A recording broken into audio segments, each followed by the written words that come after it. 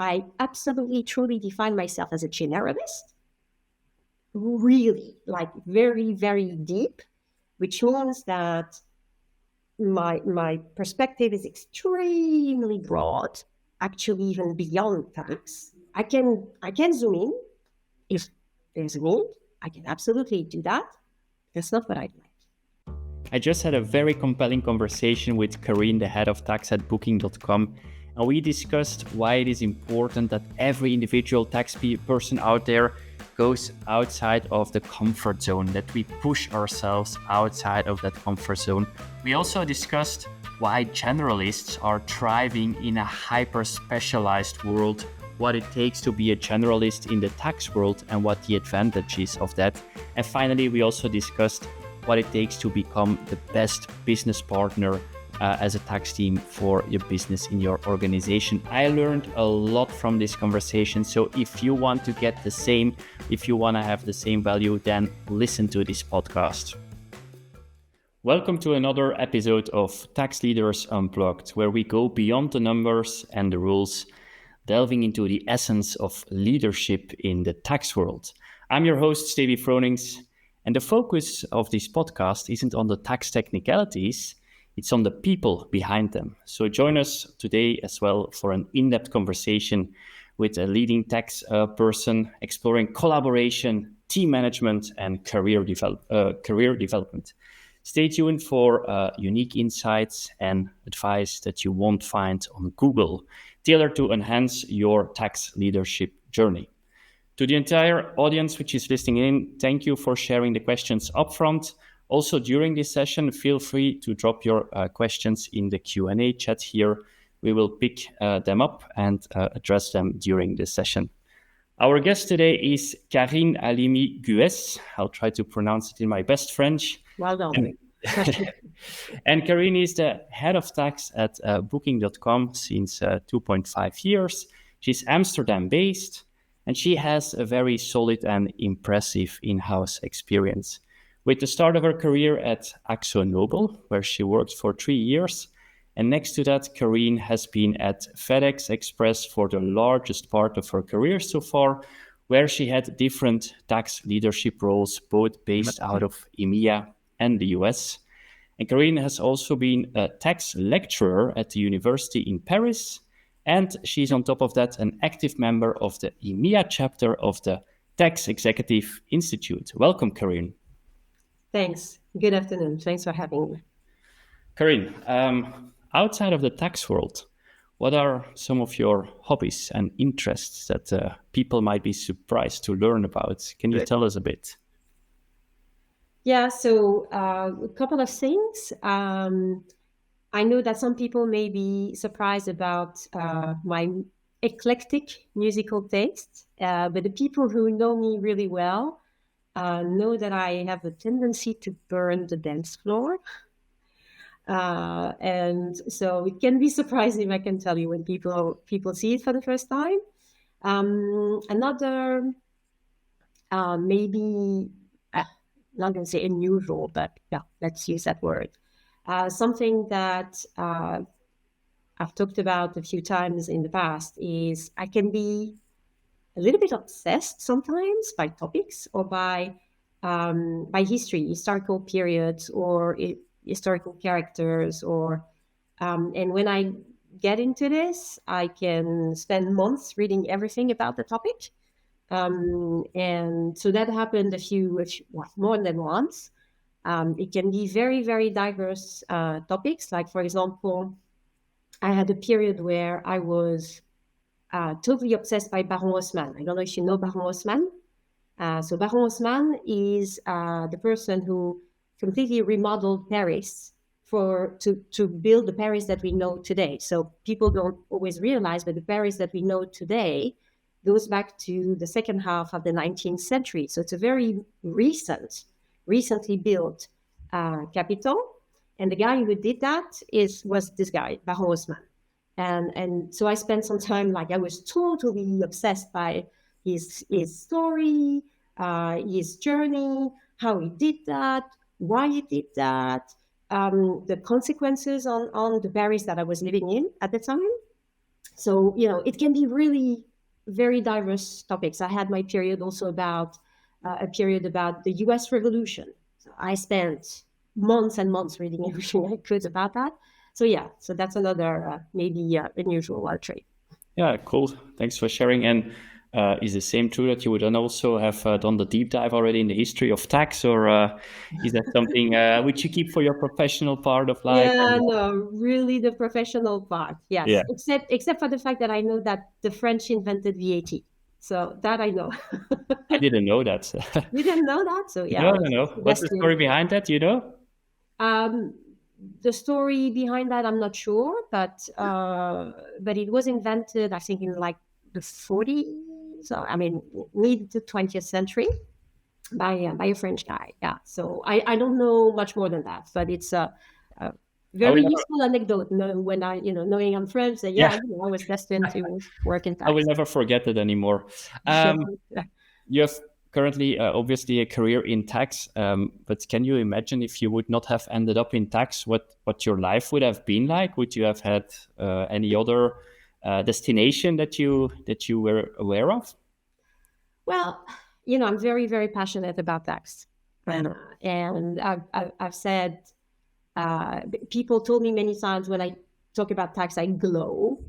And I am definitely passionate about that. So it's kind of a little bit like difficult to imagine something else. Having said that, at the in the very early days, so when I was still a student, I actually didn't look at tax at all as a career. And initially, I was very interested in advertising for the creativity part. And during my studies, I managed to get an internship in a French, quite famous advertising agency at the time, Euro-SCG. And I had this internship and I hated it. I thought it was fluffy. I thought the content was really not that interesting. And yeah, when I got back to school, said, yeah, okay, I'm going to take finance as a major, and then tax. So quite radical shift. Huh? So can you imagine if I had ended up in advertising? Honestly, I can somehow relate because I also have my first master degree was also in marketing. And I also ended up doing nothing with that professionally. And then immediately on the back of that, did another master in taxation. I think for fairly similar reason that I found that marketing was too fluffy, not tangible enough. And if you want something really tangible, Yeah, you end up in tax, right? that's a pretty tangible one, definitely. All right. So, Karine, I heard you say already a couple of times when I saw you on stage or when we had conversations that people see you as not the most typical tax person, that you do tax a bit differently. I did a background check on you and you don't have an advisory background. Tell me a bit, like, why do people think that you do tax a bit differently? That's so you did your homework. So, I did my but homework. you did it well because you're quite spot on actually. So let me step back a little bit. Let me step back in time. And yes, it's true that a lot of more than once was I told them, yeah, but you're kind of different. I've been different maybe on many instances. I've been told many times I was not a typical French either. So I'm not typical of anything. But if I go back in time, in again early days of my career, let's say 25 years ago, I'm that old. I remember, so it was, I was working already at FedEx, I think, at the time. And I had a discussion with a headhunter, you want to keep in touch and see what's happening on the market. And I remember he asked me that question, what is, as a tax person, what's your top priority? What's your goal? And my answer at the time, and you can imagine how much it impacted me because 25 years later, I still remember that. Mm-hmm. My answer at the time was that well, my goal is to support the business and to enable the business in a tax efficient way. And he replied, that was 25 years ago on, so long. It was pre-financial crisis, pre-BEPS, etc. And he replied at the time, well, you're not a tax person then. I said, why? Why? He said, well, you should have answered that your priority was to lower the ETR. And it totally like shocked me. And I really started wondering at that time, said, maybe it's right. Maybe I'm not a tax person. Maybe I got this wrong. And it kind of stuck with me for a long time. Flash forward, second aha moment. We're like 2007, maybe 2008. And again, having a discussion with, I don't remember if it was a headhunter or consultant, but discussion about profiles that I was looking for to hire. And I was looking for technology profiles. I'm sure you're going to like this one. And we are like in 2007. It's not really mainstream at the time. And I was explaining, and I say, well, look, I believe that this is the future. And I think we should have technology profiles in tax department. And the guy was like, huh? What are you, well, I've never heard this kind of. So again, second, like, oh gosh, okay. So kept it for me. And then flash forward a few years and booking recruitment process. And so that was like not so long ago. I joined booking in 2022. And during one of the interviews, I was again discussing about those experiences where I was told, or people were surprised to see how I was thinking about tax topics. And I said, yeah, maybe I'm I don't know. I haven't found the answer. I don't know why, but that's what it is. And then the person interviewing me then said, yeah, but it's logical because you've never worked in consulting. You've never been a consultant. You went straight to industry. And, it's like, oh man, I never thought about that. As they say in the south of the US, I used to live in the US, this come to Jesus moment, that's the expression. I said, oh man, I never thought of that. And I started thinking even further. So I can be, can take quite some time to think about topics. And I really believe that that's probably one of the key reasons why I've been doing things maybe a little bit differently, or I was told that I was a bit different. Of course, you have things that are specific to you, your personality, whatever, blah, blah, blah. But there's something that is very tangible, very like fact-based, is I never was a consultant and I went straight to industry. And I do believe that this probably made me a very different tax person because I was always a generalist. Every time I speak, when I'm invited to conferences, to speak at conferences, and I do that quite regularly, 9 times out of 10, I start saying, heads up, warnings, I am not an expert in whatever, transfer pricing, if it's a transfer pricing conference. I am not an expert in transfer pricing. I am not an expert in anything, but I can talk about everything. And this is it. I absolutely, truly define myself as a generalist, really, like very, very deep, which means that my perspective is extremely broad, actually even beyond tax. But yeah, I can zoom in if there's a need. I can absolutely do that. That's not what I like.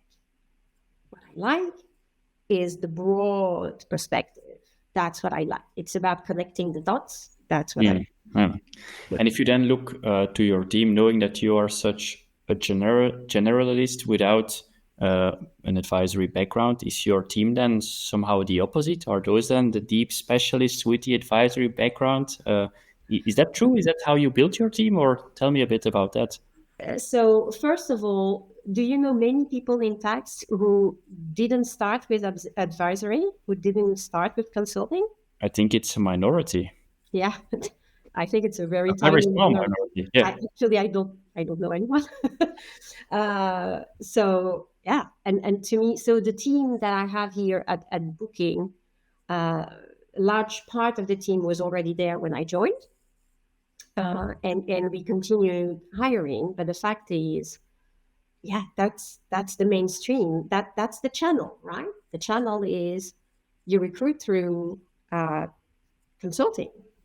Mm. And to me, I'm not going to make friends. Yeah. Say Yeah.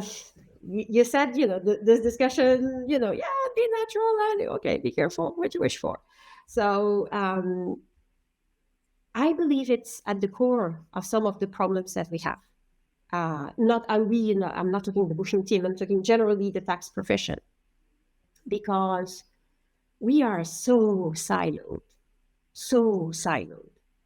And to me, the root cause for this siloed thinking is the fact that the tax community, tax professionals are educated within the big four or within the large law firms. And those law firms and those big four are extremely siloed. As much as I've been screaming for years, every time they invite me to their partners meeting, so, oh, Con, we would love to get the client perspective. Yeah, I always share the client perspective. And I keep screaming, break the silos. We need sparring partners. so. Sorry to interrupt, but with silos, you mean then within the tax domain, the different tax verticals, indirect tax, direct tax, transfer pricing, and then maybe also compliance and reporting, controversy maybe, or advisory, and that then ends up in a matrix with all the different siloed. That's a fair point. But for example, controversy is first, I would expect that even within controversy, you're not going to handle controversy. I mean, you still kind of are specialist in a certain area of controversy. I would be surprised that the indirect person handles a TP controversy. But then you really focus on controversy, which is really, the technical, the procedure, etc. It's not at all about the business. So I think there's really a tendency it's very hard to break those silos. They are deeply ingrained in how people are educated through their journey with the big four or the big law firms, and you inherit siloed people, and it's very difficult. Like you tend to continue, or it's very difficult to break the silo. When do we eventually break the silos? I think it comes very late when you get to director level, when you start getting a little bit broader scope, sometimes even just head of tax. Because when you have the tax, you have to look at everything. But it's super late. It's super late. And you get to that point with still struggling to open up the chakras, to get the broader perspective. Yeah. So I got to a point where I thought, you know what? We should stop delegating the education of tax professionals to consulting firms, to the law firms and the big four. I think that we are creating our own problems. And I think for the next generation, I think if we could rethink that somehow, or try to open other channels, I know it's challenging, but I really think that in the long term, it would build stronger, a stronger wave or set of the next generation of tax leaders. Yeah. So is it correct to say that you are promoting generalists above specialists? Is that what you're saying? To me, so again, as part of my, journey and thinking, I read a book not so long ago, just a couple of months ago. The title is Range. And it's about, so the subtitle is Why Generalists Triumph in a World of Experts, something like this. It's amazing. It's so inspiring. Tell us a bit about it. Like, what is the main takeaway for the audience here? Why should they read it? Well, it doesn't say a word about tax. Oh. So not a word. So that's probably a first good incentive to read it. And yet it is so relevant. And what it says is basically, it acknowledges the trend, and again, not talking about tax, but generally in the world, the growing trend towards hyper specialization and expertise. And basically what he's saying is, actually, that's not a smart trend. Because if you step back, if you look at the data, and that's super interesting because it's not just an opinion, it's very fact and data driven. Looking at the data, he says that the best performers, for example, in sports, are athletes who chose their sport, their activity very late, after going through several attempts of trying out other stuff, didn't work out, and then they found, and those ones ultimately outperform the ones who started when they were 5 years old. And he also explains that you have different, what he calls the kind learning environment and the unkind learning environment. The kind learning environments are basically one gesture or one fact is going to always trigger the same consequence. Example, Tiger Woods starting playing golf at 3 years old. Well, in the end, golf is about, depending on the gesture, the type of club that you use, and you have kind of a matrix of possible outcome of where the ball is going to go. So it's really environments where it's about practice, and then you get better. To some extent, chess can be like that too, because it can be seen as very tactical, because you have to learn when you get to, when you progress a little bit, you start learning the different openings. And it's really like an opening triggers a reaction, then trigger another counter reaction. Yeah. And it's somehow, can be quite tactical. But then if you step back and if you look at unkind learning environments where there's no pattern, where you have to connect the dots between different aspects that can change all the time, then in those environments, the hyper specialization not only doesn't help you, but it actually makes you work or less efficient. It gives an amazing example where, again, data shows that over weekends where you have cardiologist seminar somewhere in the US, so basically all the cardiologists flocking to a particular place in the US, people having cardiac issues during those weekends actually were less prone to die than when the cardiologists were there. Oh, wow. So, because then they would go to hospital, no cardiologist there, because seminar, then they were handled by a generalist, and actually the death toll was lower. And first, it's a little bit worrying about the cardiology, it's a little bit, concerning. But I found that mind-blowing. So it's not only, it not only doesn't help you, but it can make you, to some extent, less good at this. Yeah. I thought it applied so perfectly to the world of tax that, I was super inspired.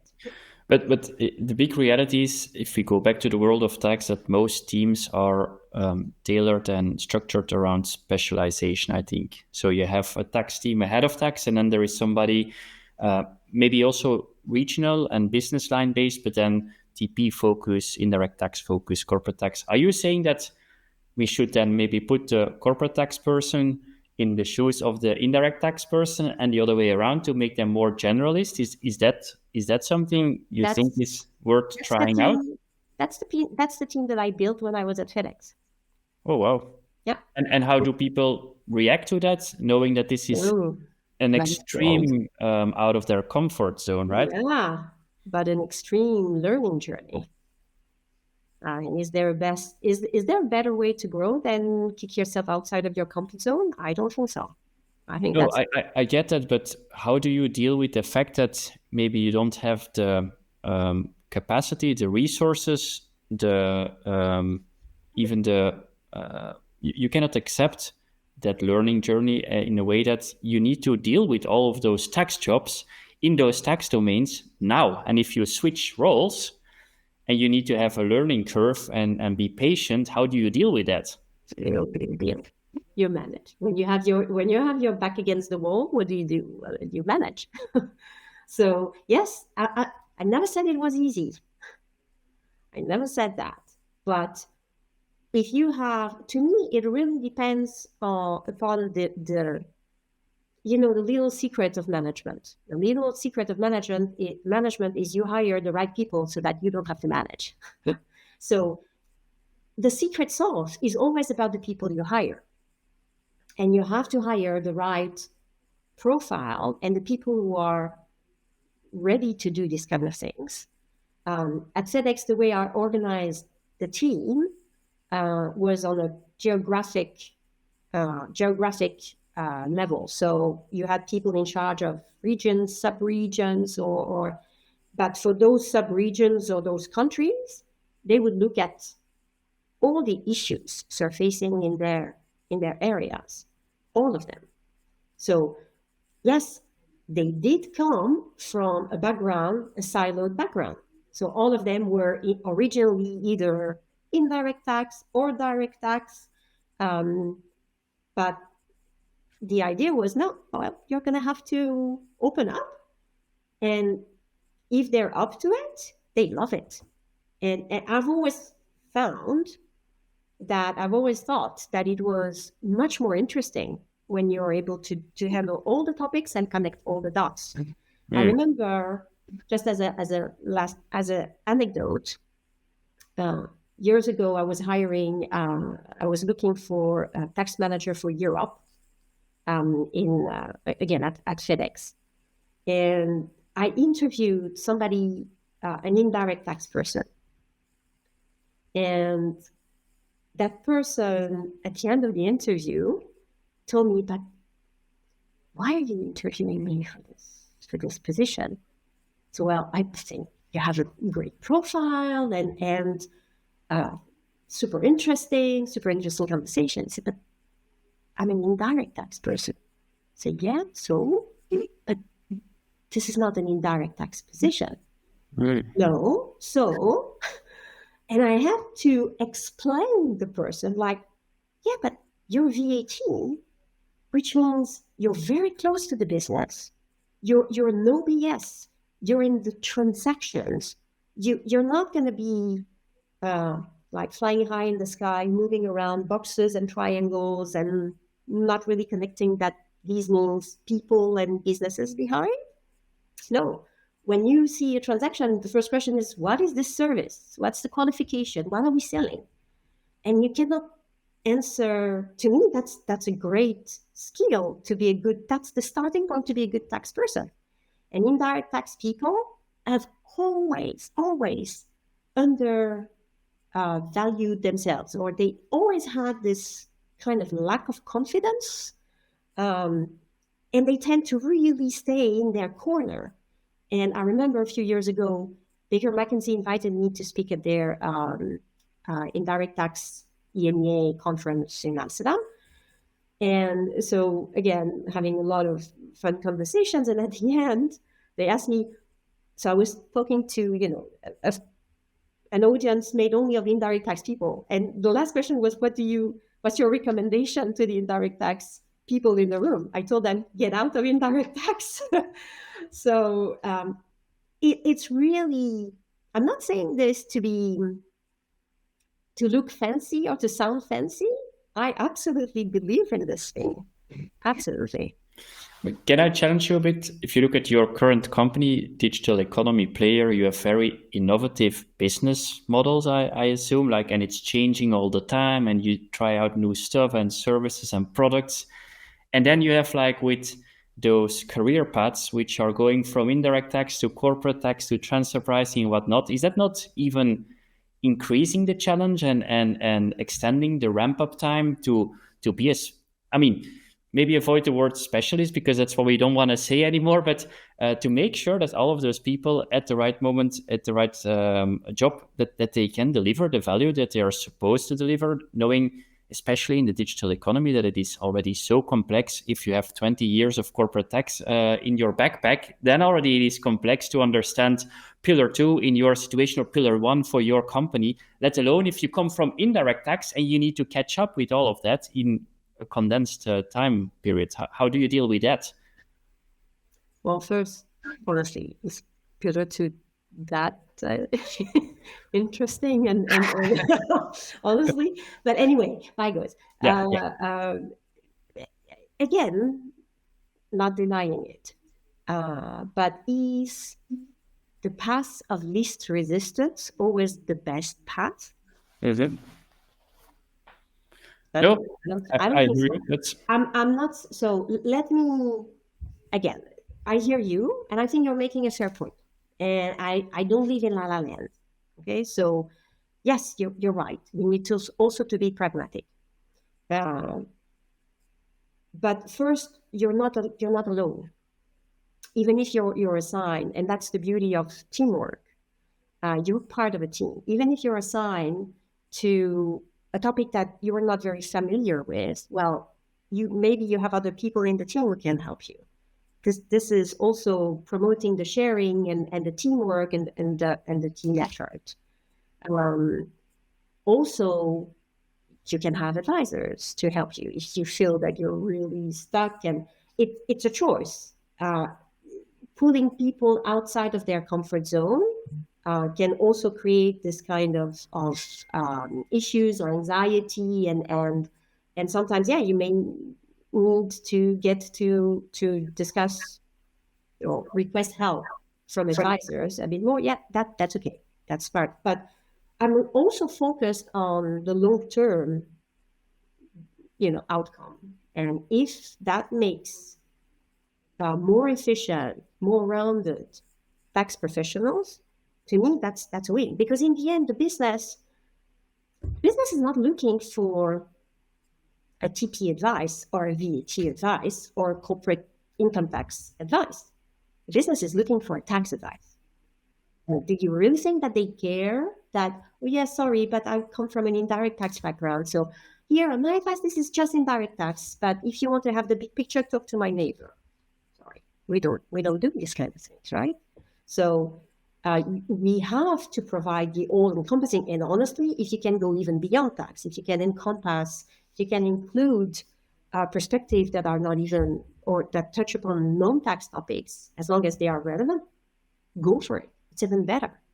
To me, that's the value. I'm not saying that it's easy. Again, stepping out of your comfort zone is the most uncomfortable feeling, but the most efficient way to grow. And you experience growth pains. Yes. Yeah, and I can imagine that this is also what it takes to keep talent on board, to retain them, to have compelling career plans and whatnot, development plans. So makes a lot of sense. You explained now what it takes to, or your vision, and how you promote breaking down walls within the tax team.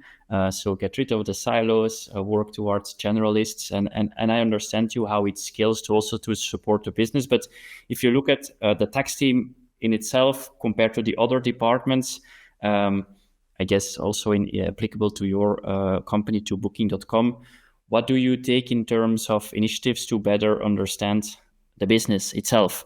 I guess also there, as I said before, fast growing business, a lot of change, probably new ideas, new operating models and whatnot.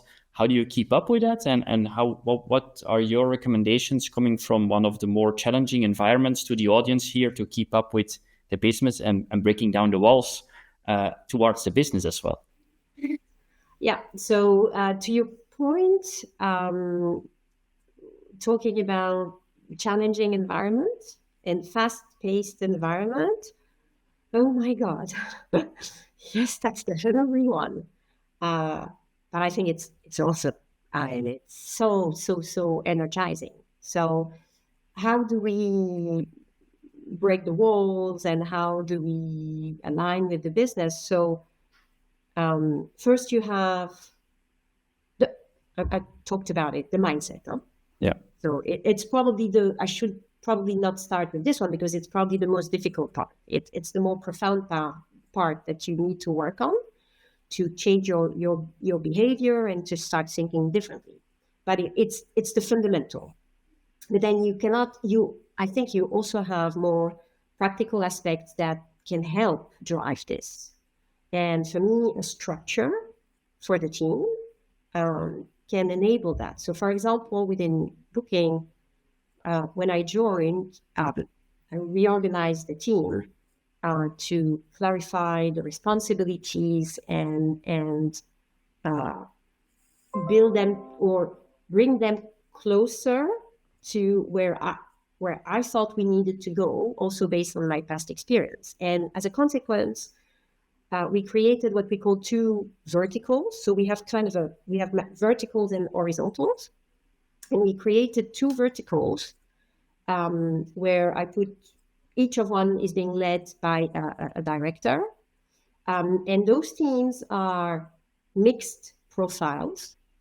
And their goal, they are very inward focused. So their objective is get a seat at the table. Their objective is to know what's coming down the pipe, the business pipe, before it gets out of the pipe.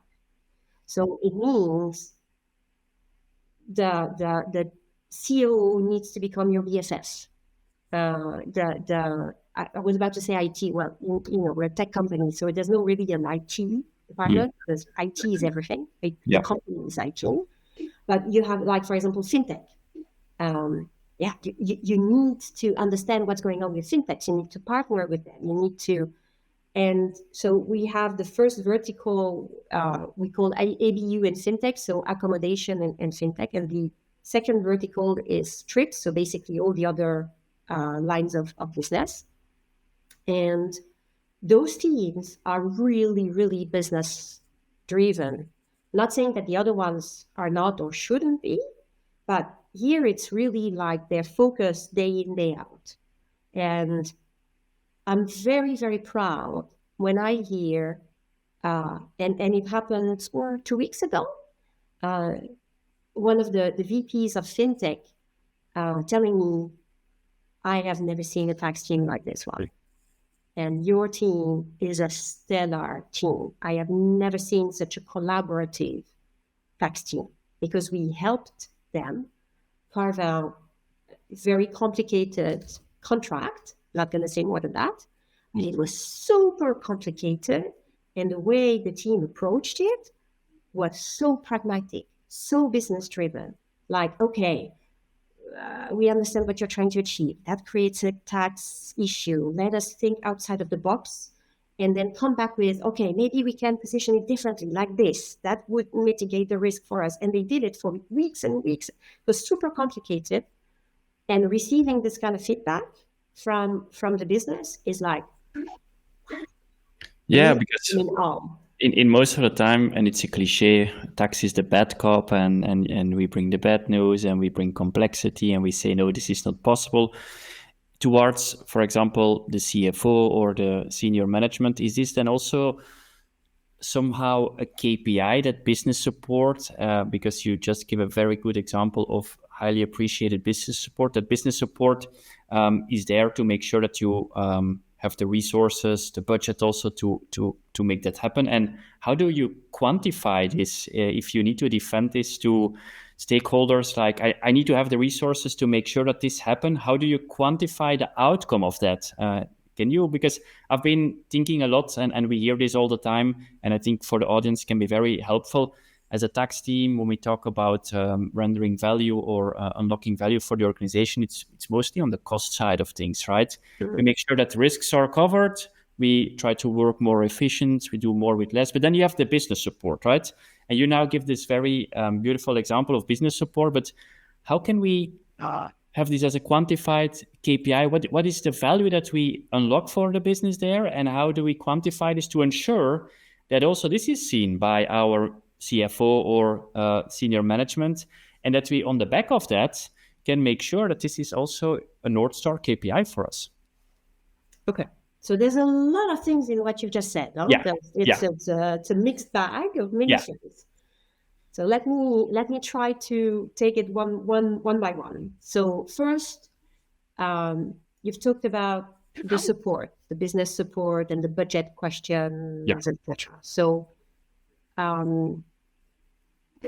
I think when you get into a role, you choose the company, but you also choose your manager. I think you decide to go for an opportunity if you feel that something is clicking, or at least I think that's what we should do. And if the culture, if you feel that the culture is a good fit for you. Yeah. And that definitely happened in my case. I think you do have companies who understand and companies who do not. You have companies who understand that tax is more than a compliance function, and that tax, if you play it well, can be a huge value driver. And you have companies who just don't understand that. So first, my first answer is choose wisely. Go to the right company with the right leadership and the right vision for the tax department. And that's something that you can test during your recruitment process. Okay? So that's the first, and that's definitely the case at Booking.com. Definitely. I think at Booking, it's probably also made easier because of the environment we are in, because of the industry. I think it's no secret when I say that digital, if you look at the last 15 years, the world, there's been a revolution ongoing in the international tax world for 15, 20 years.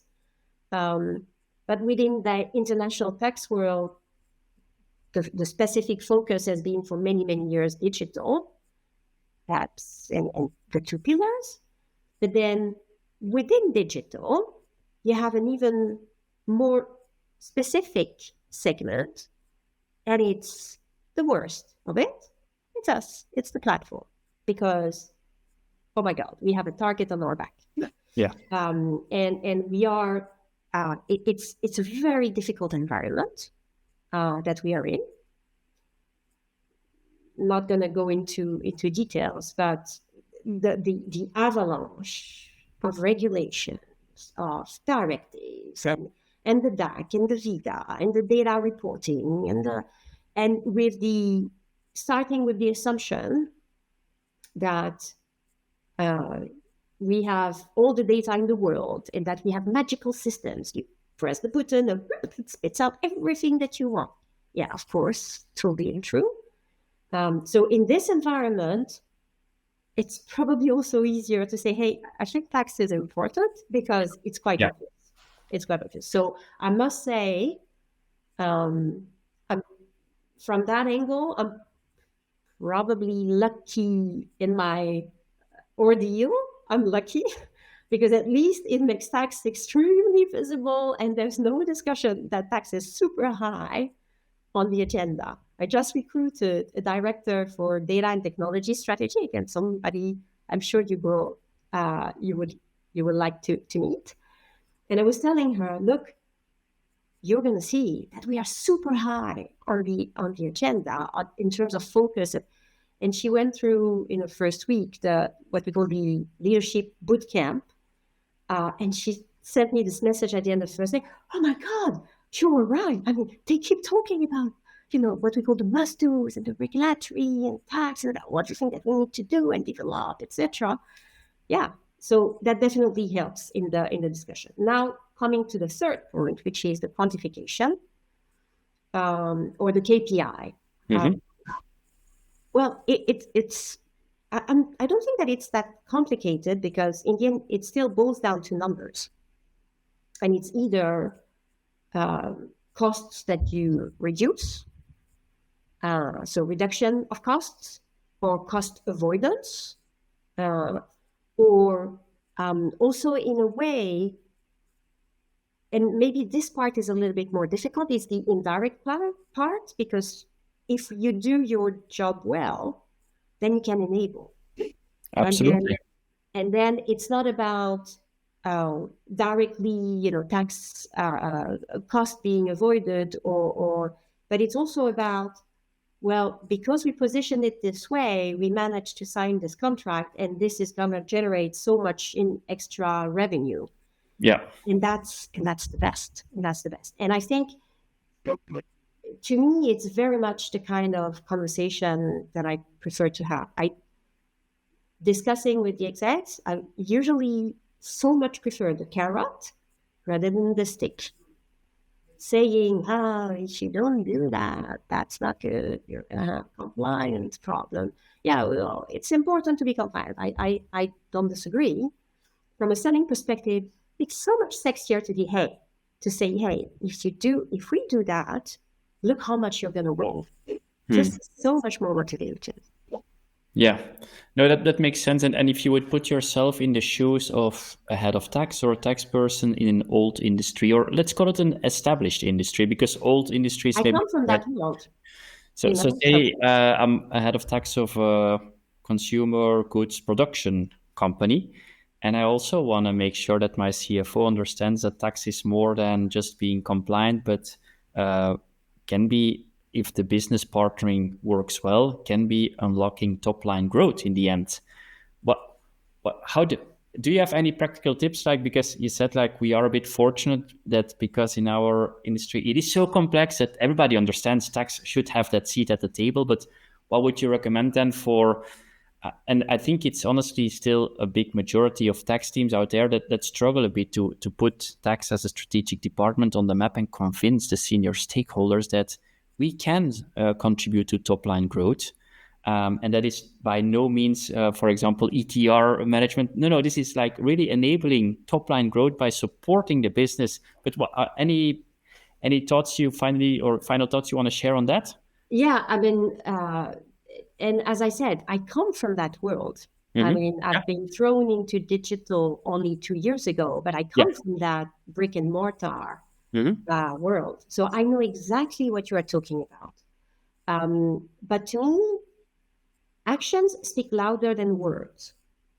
And it's about, as a tax person, what kind of actions, what kind of behavior do you demonstrate? If you demonstrate a behavior that is focused on tax technical nerdiness, and focused only on compliance, and focused only, that doesn't, it doesn't sell. And then you almost corner yourself as, okay, this is a tax person, forget it. But this is, we attract that upon ourselves when we behave like that. So you want to get people's attention, change behavior first. And it goes beyond the lip service. It goes about, how do you approach the project? How do you really work with them? Do you really work with them? Or are you just here to say, sorry, you cannot do that. Yeah, come back later. No, not good enough. Better to say, we have an issue there. Let's brainstorm together to see how we can still do it. Maybe slightly differently, but at least we're going to make it much more efficient. or less costly from a tax perspective. That sells. But very often, I think, unfortunately, a lot of tax people are more like, sorry, doesn't work. So the behavior, the way you approach, the way you in practice work with people, that says a lot about the kind of tax person that you are. And then there's a lot also in terms of how you approach communication. Again, tax people tend to be very good technically, but not always the most outspoken, the most, the best at building internal networks, the best at building coalition. If you don't have a coalition, how can you sell your ideas? How you need support. You need support at the highest level so that people understand where you're going and they understand that it's a win-win. Again, it's not about me, I have a great project nobody cares about, but I really would be my, tax people so happy to work on that. Yeah. Find the win-win. What's the value for in the bigger picture for the business, and sell that. Turn yourself into a salesperson. And when you have those kind of conversations, when you have conversations that go beyond tax, when you have strategic conversations with the exec, the word tax is not even there, but just you understand, you have listened, you have observed, you understand where the business is going. You actually have ideas, and you test those ideas. Say, hey, what do you think about, if we were to launch that new activity? Because, from a tax perspective, we could enable that. But what do you think from an opportunity perspective? Would that people notice that? And then you build a brand that is not a brand of necessary evil tax person, but a brand of, strategic thinker. Let's get her and talk to her because it's a sparring partner. That's when you get to the ground and you unlock the support, the budgets. Again, not saying it's easy. Did I do that right all the way through? Oh, not at all. And I learned the hard way. But as long as you learn, in the end, better late than never. And that's why I'm sharing a lot. Yeah. Because the sooner you get on that, the better. Yeah. No, I think these are really good recommendations to, in the end, move tax from a below the line item to above the line item, and as high as possible, right? That's where we want to be. Totally. No. Yeah, I fully agree with this recommendation. So to the audience, still some time to drop more questions if you want. We already picked a couple of them which were shared up front. Maybe Karine, for you, you are also active as a DEI member. You also participate in the OECD stakeholder meetings, or you at least have done so recently, I've seen. Would you recommend the audience here to also raise their voice and participate in those industry associations and get to the policy making level or influential level? What's your view on that? Any recommendations you have here for the audience? So I think it's super interesting. I think depending on the industry you are in, it may be an absolute must. Again, going back to what I was saying, when you're in digital or a platform, if you don't work on policy, you're probably missing a big part. So for me, it's an absolute must. But I'm not saying that it's a must for everybody. I don't think it's a must for absolutely everybody. It's very interesting though. And I think beyond the policy aspect, having, maintaining a network, also external, is a way to keep you on your toes. So would it be only for this? I think it's super useful. It makes you think, it makes you anticipate, think things forward, and all of that makes you grow and makes you a better tax person. You mentioned the OECD Stakeholder Day, just a few words on this one, because this has been the most magical experience I've had when it comes to policy, because it's about the work from anywhere work that I've been doing for the last couple of years with my two, I was about to say colleagues, it's like two friends now. It's Monique van Erksen and Sandra Esteves. And the three of us have really teamed up for 2 years to push forward the agenda around work from anywhere and remote working. And we did that at the time. Now we're talking more and more about it.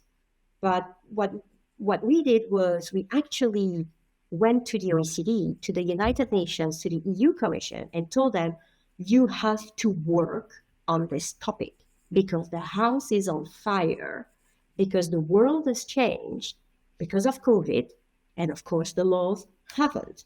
We have to adjust that because it's becoming unmanageable for multinationals who are trying to attract talents. They'll say, yeah, no, sorry, I'm not really. Why would I relocate? I've been working from my living room for 2 years. It's been working perfectly. Don't tell me I need to relocate. And it's more and more. I'm sure. I mean, I haven't. Every time I've spoken about that, every time in the audience, everybody had either themselves, their partner, their kids, family, friends. They knew somebody who was in this situation, who had an opportunity, but they didn't want to relocate, and it was a struggle to be able to make it work.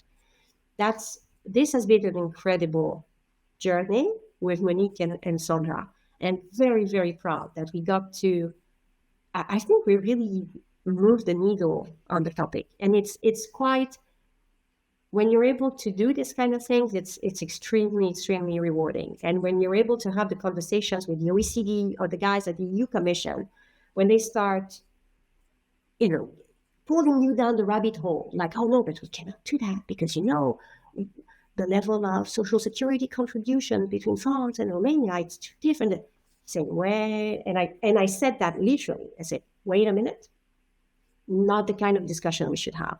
The kind of discussion we should have should go at 50,000 feet and look at the big picture, because you're going to find a million reasons not to do this. What I'm asking you is to find the one reason and the one way to make it work. Because this is not about the nitty-gritty details of, technocrats. It's about changing the world. It's about enabling workers to enlarge their opportunities, and it's about allowing multinationals to also broaden their talent pools.